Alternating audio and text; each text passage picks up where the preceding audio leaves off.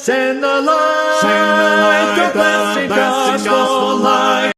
Good morning po muli mga kapatid. Ang title po ng ating pong consideration o pagbubulay-bulay natin sa umagang ito ay Stay Focused on Jesus. Yan. Manatili po tayong nakatuon kay Jesus na po. Kaya merong awit na turn your eyes upon Jesus. Yan. Lagi po nating ituon ang ating pong pansin, ang ating mga mata, ang ating isipan sa ating Panginoong Hesukristo. Ang sabi po niya sa Mateo Kapitulo 13, ang talata po ay 16, ganito po ang sabi niya sa atin, ngunit mapapalad ang inyong mga mata, sapagkat ang mga ito'y nakakakita, at ang inyong mga tainga, sapagkat ang mga ito'y nakakarinig. Purihin ng Panginoon sa mga talata o talatang ating binasa, mga kapatid. Dadalhin ko po kayo pansamantala sa isang karanasan ni Pedro sapagkat nang magpakilala ang ating Panginoon sa kanyang mga alagad, samantalang siya po ay papalapit dahil siya ay lumalakad sa dagat. No? Kakaiba pong karanasan ito, mga kapatid. Kaya, out of his curiosity, ang sabi ni Pedro nang marinig niya at ma-recognize niya ang tinig ng ating Panginoon, na ang sabi ng Panginoon, laksan ninyo ang inyong loob, ako nga ito. Na-recognize siya agad ng ating Panginoon. Kaya ang sabi ni Pedro, sumagot si Pedro, Matthew chapter 14, verses 28, ang sabi po niya, sumagot sa kanya si Pedro at nagsabi, Panginoon, kung ikaw, iyan, ipag-utos mo sa akin na lumapit sa iyo sa ibabaw ng tubig. Yan. Panginoon, gusto ko ring maranasan ito. Kaiba ito. Ano? Sa lahat ng mga alagad, mga kapatid, na kasama ni Pedro, siya lamang po ang naglakas loob na magsabi sa ating Panginoon, Panginoon, pwede bang ako ay papariyanin mo ako? Ang sagot naman ng ating Panginoon, sinabi niya, halika. Halika. Kaya't bumaba si Pedro sa bangka.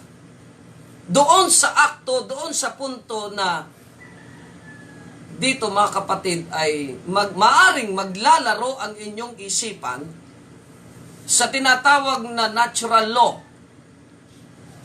Kapag ang isang bagay na medyo mabigat at ito po ay nalagay sa tubig at medyo malalim, ang tendency, mga kapatid, ay ano po? Ay lulubog. Lulubog.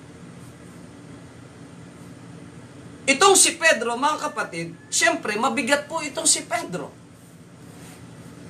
At nang sabihin ng ating Panginoon kay Pedro, Pedro, halika! Kaya't bumaba itong si Pedro. Ano kaya ang nasa isipan ni Pedro, mga kapatid, kung maghahalo o naglalaban yung iniisip niya na hindi naman po siya maaapak, no? Ang kanyang lalakaran, mga kapatid, alam niya na ito ay tubig. At kapag inapak niya ang kanyang paa, hindi ko alam kung kaliwa o kanan, ang kanyang unang, siguro, kanya pong, ewan ko, no? King Kapampangan, tinimtim nepo, yan. Tinry niyang apakan ng tubig kung ito ay matigas. Pero, sa pamamagitan po, mga kapatid, nang dahil sa paanyaya at imbitasyon ng ating Panginoon sa kanya, halika Pedro, itong si Pedro, mga kapatid, doon sa kanyang narinig na salita sa ating Panginoon at nang ititig niya ang kanyang mata sa ating Panginoon, nawala sa sarili itong si Pedro. Nakalimutan niya ang kanyang sarili at siya po ay nasa tinatawag na great faith. Dakilang pananampalataya niya sa ating Panginoon. Inaalis ko, mga kapatid, yung sinubukan niya, yung apakan niya muna itong tubig kung ito ay malambot o lulubog o matigas. Kaya nga't ang ginawa niya, ang sabi dito, ay bumaba si Pedro sa bangka at lumakad sa ibabaw ng tubig patungo kay Jesus. Patungo kay Jesus. Mayroon pong 4 na bagay na gusto kong tingnan natin, mga kapatid, na lesson dito sa karanasan ni Pedro. Number 1 dito, mga kapatid, Peter had great faith. Si Pedro ay mayroon po siyang dakila na pananampalataya. Mga kapatid, sa kanyang paglapit sa ating Panginoon, ito pong pananampalatayang ito ay kasing level. Maaring sabihin ko, mga kapatid, maaring kasing level ng pananampalataya ng ating Panginoon sapagkat ang Panginoon ay lumalakad sa tubig at si Pedro ngayon ay lumalakad sa tubig sa pamamagitan ng kanyang dakilang pananampalataya sa ating Panginoon. At itong pananampalatayang ito, itong klaseng pananampalataya, this kind of faith supersede, mga kapatid, supersede the natural law. Ito po yung klaseng pananampalataya na nilalampasan niya o na-overcome niya, mga kapatid, yung tinatawag na natural law. Si Sarah at si Abraham, nagkaroon sila ng ganitong pananampalataya. Biruin nyo, ito pong si Sarah, matagal na pong hindi dinanatnan. Sa inyo po, mga kababaihan, kapag dumating na po yung punto na hindi na po kayo dinadalaw na monthly ng inyong dalaw, mga kapatid, imposible na po na sa natural na proseso ng pagbubuntis ay hindi na po kayo maaring magbuntis dahil nakalipas na po yan. Itong si Sarah, mga kapatid, ay hindi lamang po kulubot na po. Sorry to say, mga kapatid, yung paggamit ko ng salitang yun. Ano?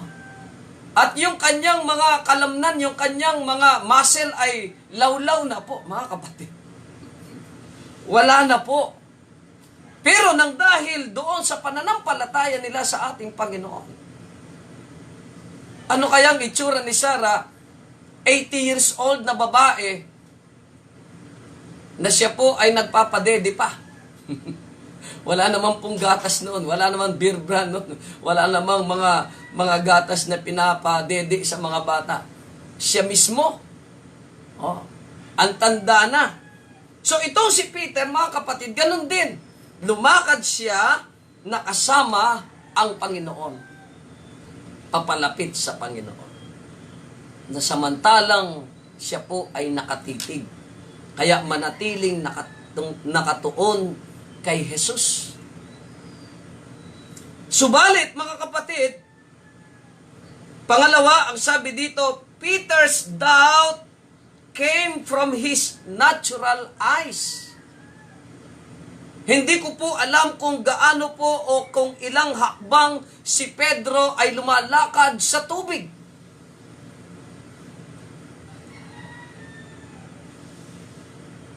At nung maranasan niya, mga kapatid, na-feel niya, wow, kakaiba dito. Kakaiba. Lumalakad na si Pedro sa tubig. Papalapit sa ating Panginoon. At ang sabi sa atin, mga kapatid, ngunit nang mapansin niya ang hangin. Paano niya napansin ang hangin? Mga kapatid, ibinaling po niya ang kanyang paningin sa iba.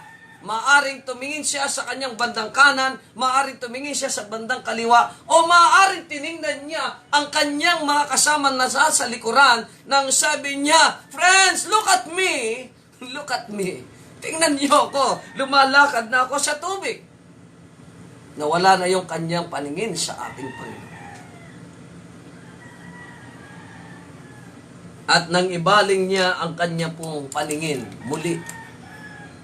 Kasi yung point na, yung moment na ibinaling niya ang kanyang paningin sa iba at nawala sa ating Panginoon, mayroon pong mayroon pong trahedya na nangyari sa kanya. Kaya yung pong paglubog na ito ni Peter, ito po ay gawa ng kanyang pagdududa, came from his natural eyes. Ito po ay dahil sa kanya po, ang sabi niya dito ay kayabangan.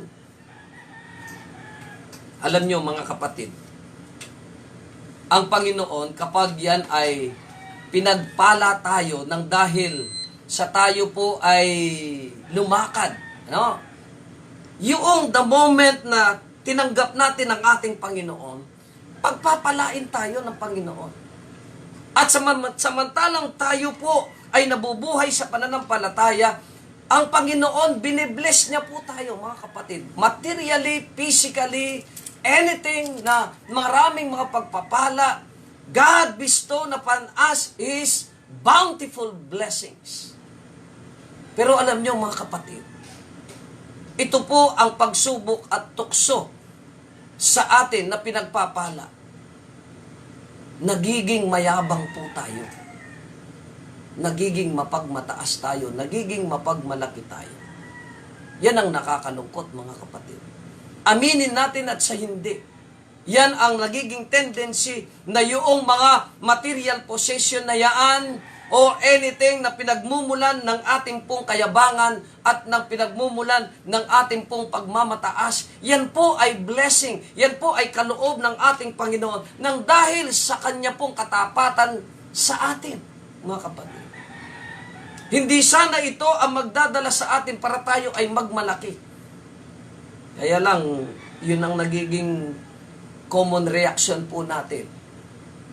Yung tayo'y nagmamataas sa ating mga buhay. Kaya nga, nang ibaling muli ni Pedro yung kanyang paningin at hanapin niya ang ating Panginoon, hindi na niya makita ang ating Panginoon. Pangatlo, ang sabi niya dito na lesson, Peter turned to Jesus when he started to sink. Ibinaling ni Peter ang kanyang paningin kay Jesus nang siya po ay naramdaman niya na ano po, na siya po ay lumulubog. Ibang klaseng paglubog ito mga kapatid. Tandaan po natin si Peter ay sanay lumangoy. Bata pa po. Marunong nang lumangoy itong si Peter. Pwede siyang lumangoy. Pero sa puntong ito, kakaiba mga kapatid, ang naramdaman ni Peter, kaya ang sabi niya, Lord, ang sabi niya, siya'y sumigaw, Panginoon, iligtas mo ako. Iligtas mo ako. Kakaiba, iba ang damdamin, iba ang naramdaman ni Peter. Bagamat siya po ay sanay. Alam niyo mga kapatid, kapag dumarating ang problema, kapag dumarating ang suliranin sa buhay natin, although na sabihin natin na malakas tayo, matalino tayo, kapag dumarating ang problema ito, mga kapatid, wala tayong magagawa, wala tayong gagawin kundi yung tumawag tayo sa ating Panginoon. He turned to Jesus when he started to sink. Kumisan mga kapatid, nahuhuli na lamang ang Panginoon sa ating pagtawag. At tumatawag tayo sa ating Panginoon kapag tayo ay nasa malubhang kalagayan, kapag mayroon tayong mga suliranin, kapag mayroon tayong mga problema. Pero kapag wala tayong problema, kapag wala tayong suliranin, kapag wala tayong huwag po kayo magdamdam mga kapatid, yung iba natin kung may mga sakit. Yan ang common reaction po natin. Biktima rin po tayo dito. Ako rin. Kung minsan, kapag, well, ang buhay natin ay katulad ng sinasabi ng mga kaibigan natin, bisa, ayahay, ayahay. Kapag yung masaya, kapag yung panatag tayo, mga kapatid, during time na walang pandemic, saan natin ginugugol ang ating panahon? Pag wala tayong mga problema, well, relax lang tayo, mga kapatid. Pero kapag dumarating anumang suliranin sa buhay natin, katulad ni Peter, he turned to Jesus immediately. Immediately. Dali-dali. Tinawag niya ang Panginoon. At ang pang-apat, ang sabi niya dito, Jesus helped Peter immediately. Ang tawag ng Panginoon o ang tawag ni Peter sa ating Panginoon at nag-response ang Panginoon sa kanya. Hindi mo na pinabayaan na si Peter ay lumubog. Hindi niya pinabayaan mo na si Peter na siya po ay na makainom ng tubig dagat. At inabot niya kaagad. Ito pong kamay ng ating Panginoon. The moment we recognize, the moment we receive Jesus Christ as our personal Savior, mga kapatid, ay ipagkakaloob ng Panginoon ang kaligtasan sa bawat isa sa atin. Although, sabihin natin yung mga panalangin natin, samantalang tayo ay nagtitiwala sa Kanya, may mga panalangin tayong hindi sinasagot ng Panginoon. Pero ang punto ko dito, mga kapatid, the moment na kinilala natin ang Panginoon at kailangan natin ang kaligtasan sa ating buhay, ipagkakaloob ng Panginoon sa atin. Immediately. Dali-dali, mga kapatid. Kaya nga't ang sabi dito, habang magkasabay silang naglalakad ngayon, ang kamay ni Pedro ay nasa kamay ng Panginoon. Hindi na binitiwan ni Pedro, o maaring hindi ko alam kung sino ang may hawak, kung ang Panginoon o si Peter ang nakahawak sa Panginoon. Kasi kapag hindi siya umawak, mga kapatid, o hindi siya inawakan ng Panginoon, lulubog pa rin. Kaya samantalang tayo po ay nabubuhay, mga kapatid, sa ating kapanahunan ngayon, it's either na hawakan natin ang Panginoon kapag nangangalay na yung ating mga kamay sa paghawak sa Panginoon, ang gagawin na lang ho natin, Lord, hawakan mo na lang ako. Lord, ikaw na lang ang humawak sa akin. Ang ibig sabihin, isurrender na lang natin ang buhay natin sa Panginoon at hayaan natin ang Panginoon ang mag-direct ng ating buhay at mag-control ng ating buhay. Kaya ba natin ito, mga kapatid? Are you willing to submit totally, completely ang buhay natin sa Panginoon? Kaya kasama niya ang Panginoon. Sila'y sumakay o lumulan sa bangka. Ngunit ngayon si Peter ay maamo at tahimik na ngayon. Na medyo napapangiti ako ng pinag-aaralan ko itong kasaysayang ito, itong devotional na ito. Sapagkat sa kawalan ng paniniwala at pagmamataas ay muntik nang mawala ang kanyang buhay. Ano kaya ang feeling ni Peter, mga kapatid, nang siya'y lumulan doon sa bangka?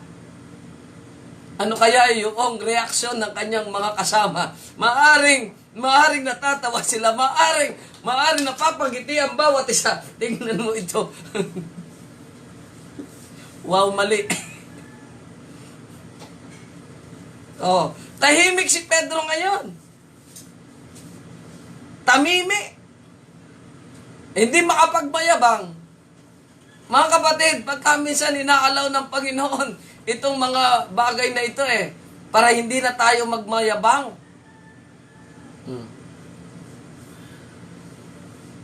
Muntik na mawalan ang kanyang buhay. Nang ilayo niya ang kanyang mga mata kay Jesus, nawala na ang kanyang tinatapakan at siya'y lumulubog sa gitna ng mga alon. Ang sabi ng ating devotional, sa atin po, mga kapatid, kapag dumarating sa atin ang kaguluhan, gaano kadalas tayong nagiging gaya ni Peter? Tumitingin tayo sa mga ulap sa halip na patuloy na nagtutuon ng ating mga mata sa tagapagligtas. Madudulas ang ating inaapakan at umaagos ang mayayabang na tubig sa ating mga kaluluwa. Hindi pinalapit ni Jesus si Peter o si Pedro sa kanya para mamatay. Hindi niya tayo tinatawagan sumunod sa kanya at pagkatapos ay iniiwan tayo. Actually, mga kapatid, ang paanyaya ng ating Panginoon ay sumunod tayo sa Kanya at ang Panginoon, siya ang bahala sa bawat isa sa atin. Hindi niya tayo pababayaan. So, nabasa ni Jesus ang mga karakter ng kanyang mga alagad. Alam niya kung gaano kahirap na susubukin ang kanilang mga pananampalataya. Sa pangyayaring ito sa dagat, gusto niyang ipakita kay Pedro ang kanyang kahinaan. Opo, mga kapatid, kapag nakaranas tayo ng ganitong karanasan, yung hindi man lumubog sa tubig o ibang karanasan, ibig sabihin, kabiguan, frustrated tayo, nakaranas tayo ng matinding pagsubok sa buhay, mga kapatid, nais niyang ipakita sa atin ang ating kahinaan upang ipakita ang kanyang kaligtasan ay nasa patuloy na nakadepende sa kapangyarihan ng Diyos. Sa Kanya lamang tayo magtiwala, mga kapatid. No. At sa gitna ng bagyo ng tukso, ligtas lang siyang makakalakad habang lubos siyang nagtitiwala sa sarili. At kailangan niyang umasa sa ating tagapagligtas.